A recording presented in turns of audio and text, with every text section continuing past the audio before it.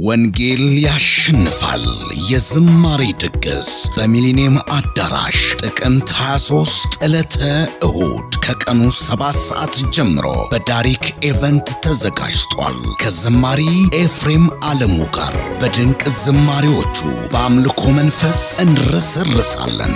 ዝማሪ ኤፍሬም አለሙ የዘጠናዎቹ የዝማሬ ፋና ወጊ ሆኖ 4 የዝማሬ አልበሞችንና ለቁጥር የሚያዳግቱ የኮሌክሽን ዝማሬዎችን አበርክቶልናል። ከነፍሴ ማምለጫ እስከ ዝናይ፣ ከክብራችን እስከ ኢየሱስ አልበሞቹ ከገጠር እስከ ከተማ ከሀገራችን ኢትዮጵያ እስከ ምድር ጫፍ ድረስ ዝማሬዎቹ እንደ ብሔራዊ መዝሙር በክብር ተዘምረዋል። ለበርካታ ወጣት ዘማሪዎችም መነሳት ምክንያት ሆኗል። ዘማሪ ኤፍሬም አለሙ አሁን ደግሞ የተወደዱ መዝሙሮቹን በአደባባይ ለንጉሱ የዝማሬን መስዋዕት ከሚሊዮኖች ጋር በሚሊኒየም አዳራሽ ሊሰዋ ጥቅምት 23 ዕለተ እሁድ ከቀኑ 7 ሰዓት ጀምሮ ቀጠሮ ተይዟል። ጠሪዎ አክባሪዎ ነው ዘማሪ ኤፍሬም አለሙ።